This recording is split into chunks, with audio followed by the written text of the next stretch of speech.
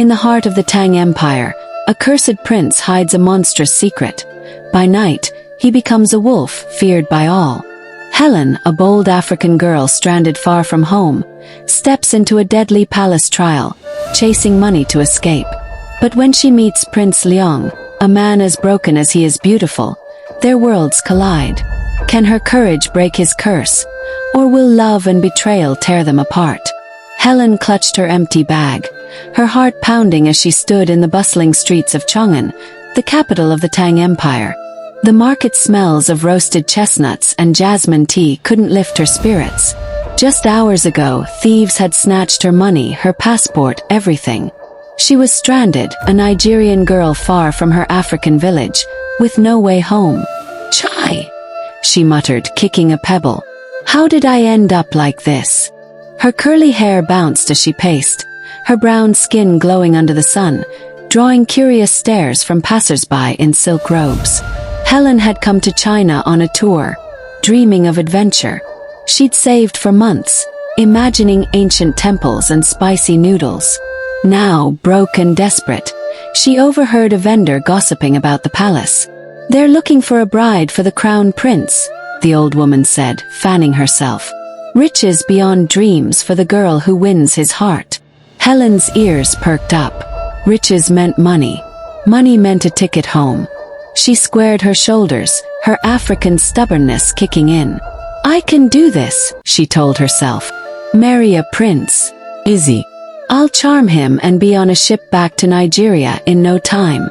The palace loomed ahead, its red-tiled roofs and golden dragons gleaming in the evening light.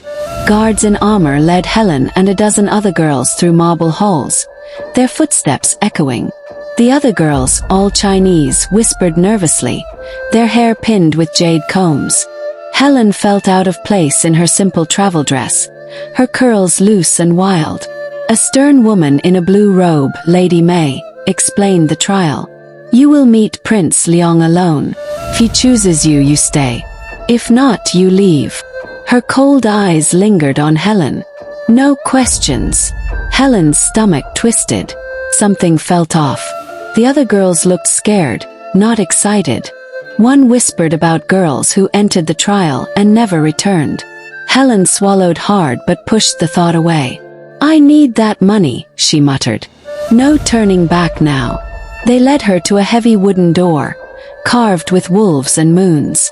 The guard pushed it open and Helen stepped inside. The room was dark, lit only by flickering lanterns. A low growl made her freeze. In the shadows, a massive wolf stood, its fur black as night, eyes glowing red. Helen screamed, stumbling back, her heart racing. "Chai, what is this?" she gasped, her African accent thick. The wolf snarled, pacing closer, its claws scraping the floor. She wanted to run, but her legs wouldn't move. Then the wolf staggered, its growl fading. It collapsed, and before her eyes it changed. Fur melted away, limbs stretched, and in seconds, a man lay there, pale and sweating, dressed in a torn silk robe. He was young, with sharp cheekbones, dark hair falling over his forehead, and eyes that held a storm. He looked like one of those Chinese idols Helen's cousins swooned over back home. Prince Liang. Helen's breath caught. He was beautiful but broken. His chest heaved as he struggled to sit up. "Who are you?" he rasped, his voice weak but commanding. Helen knelt beside him, her fear fading. "I'm Helen," she said softly. "What just happened to you?" He looked away, shame in his eyes. "You weren't supposed to see that." Before he could say more, Lady May and two guards burst in. "You didn't run," Lady May said, her voice sharp with surprise. She glanced at Liang, then back at Helen. "Why didn't you run?" Helen stood, brushing her dress.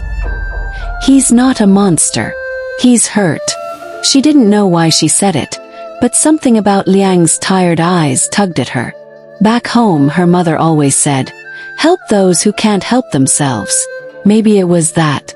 Or maybe it was the way he looked at her, like she was the only thing keeping him grounded. Lady May led Helen to a side chamber, where an old woman sat, her face wrinkled like dried fruit. I am the court seer, she said. Prince Liang is cursed. Long ago, he broke a sacred pact with the mountain spirits, seeking power for the throne. A witch punished him. By day he is a man. By night a wolf. Only true love can break the curse. She squinted at Helen. Many girls have seen his wolf form. They screamed and fled. Or worse. Helen's throat went dry. Worse. The seer's eyes darkened. The court cannot let the secret spread. Those girls did not leave. Helen's heart pounded. She was in deep now, but she thought of the money, the ship home. I'll stay, she said, her voice steady. I'll help him. The seer raised an eyebrow. You don't love him. Helen shrugged, forcing a smile. Love can grow, right? But in her mind she was already planning. Play the part, get the gold and leave. Liang joined them, now dressed in a crimson robe, his hair neat, his face like a painting. He was tall, his presence filling the room, but his eyes were guarded. Why are you doing this? He asked. Helen met his gaze, her African wit kicking in. Maybe I like a challenge, Prince. Or maybe I'm just crazy. He almost smiled, but it faded fast. You don't know what you're risking, he said quietly. They moved to a grand hall for dinner, where nobles in silk stared at Helen like she was a stray dog. Whispers followed her. Foreigner. Outsider. She held her head high, her curls bouncing, remembering her father's words. Never let them make you small. Liang sat at the head of the table, his face unreadable, but he watched her every move. When a noble sneered, "What does a barbarian know of our ways?" Helen grinned. Enough to know your soup's cold, my lord. The table went silent. Then Liang coughed, hiding a laugh. For a moment, their eyes locked, and Helen felt a spark, warm and dangerous. But not everyone was amused. At the edge of the hall, a man in black robes watched her. His name was Lord Wei, the left state chief, with a sharp face and sharper ambition. He leaned toward his aide, his voice low. This foreign girl will ruin us all. Find out who she really is. His eyes glinted with a plan, one that could destroy Liang's throne before it began. That night, Helen lay in a guest chamber, the silk sheets too soft, the air too still. She thought of home, her mother's jollof rice, her brother's laughter. She needed to get back no matter what.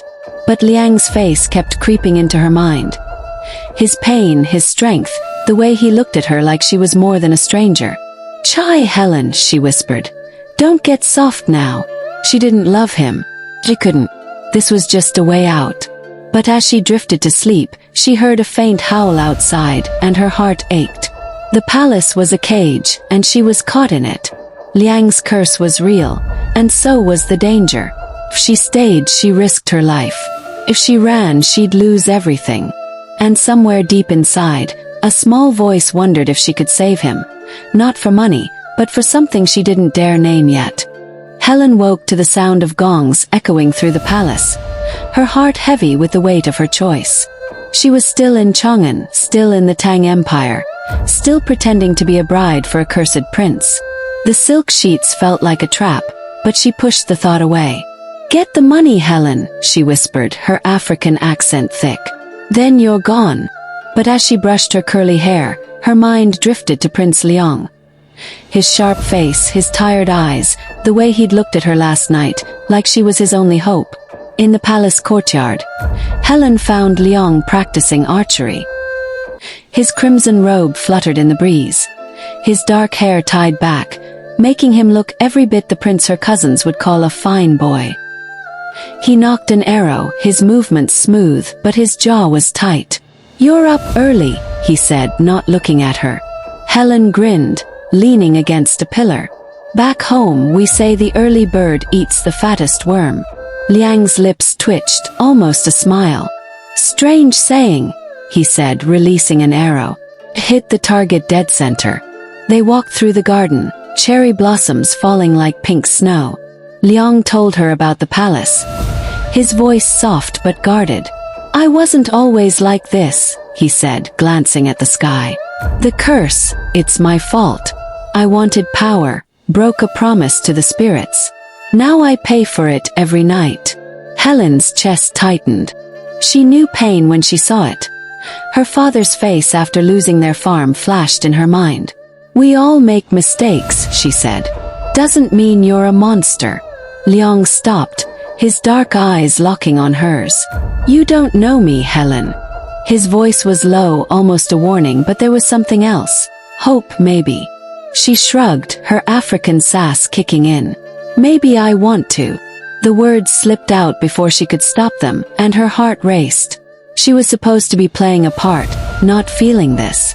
At dinner, the court's cold stares hit her like arrows. Nobles in silk robes whispered behind their fans, calling her barbarian and outsider. Helen sat tall, her brown skin glowing under the lantern light, her curls free. She caught Liang watching her. His face unreadable but his eyes soft. Lady May, the stern court lady, leaned toward her. You don't belong here, she said sharply. Helen smiled, her voice light. Chai, auntie, tell me something I don't know. A few nobles gasped, but Liang coughed, hiding a laugh. For a moment it felt like they were a team. But danger was growing. Lord Wei, the left state chief, watched from the shadows.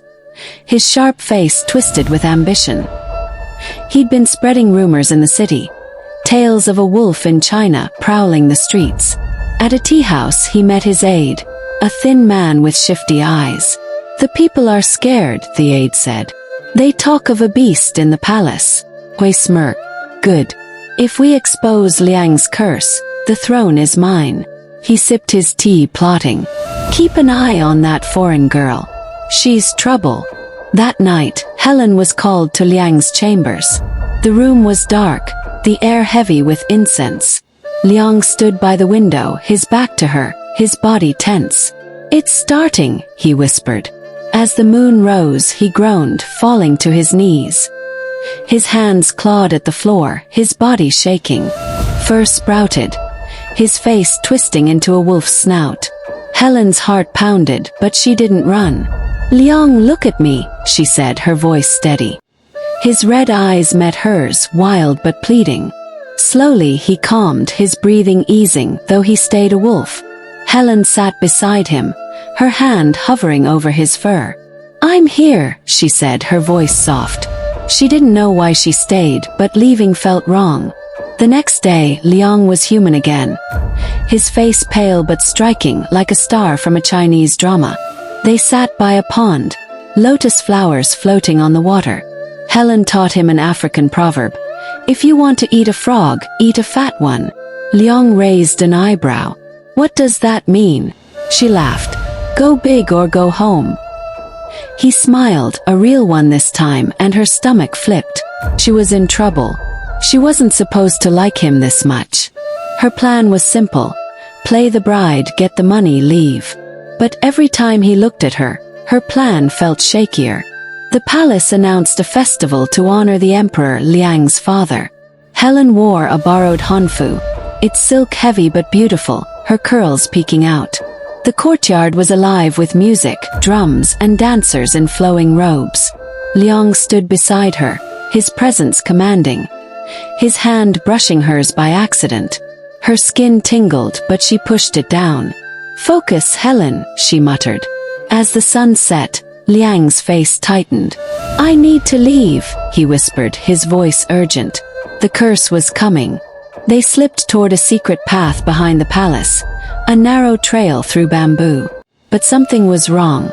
Shadows moved ahead, Lord Wei's guards, blocking the way.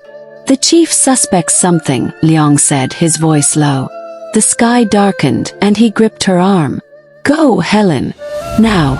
His eyes flickered, the wolf stirring. Helen's heart raced. If he changed here, the guards would see. The rumors would explode. Liang would lose everything. She acted fast. Follow me, she said, pulling him back to the festival. The crowd was thick, lanterns glowing like stars. Helen climbed onto a table, her hanfu swishing. People of Chang'an, she shouted, her African charm lighting up her voice. Who wants to hear a story from my home? The crowd turned curious. She told a funny tale about a clever tortoise, her hands waving, her accent thick. "Chai, that tortoise was smarter than all of you," she teased. The crowd laughed, distracted, and Liang slipped away, reaching his chambers just as night fell. Back in his room, Helen found him human again, his face pale, his robe torn. He sat on the floor, head in his hands. "You saved me," he said, his voice raw. "Why?" Helen knelt beside him, her heart pounding. "'Cause I don't know," she admitted.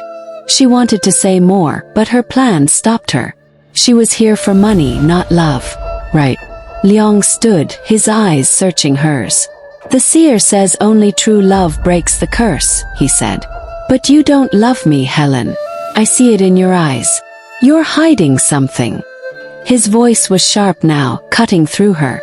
"Why are you really here?" Helen froze, her breath catching.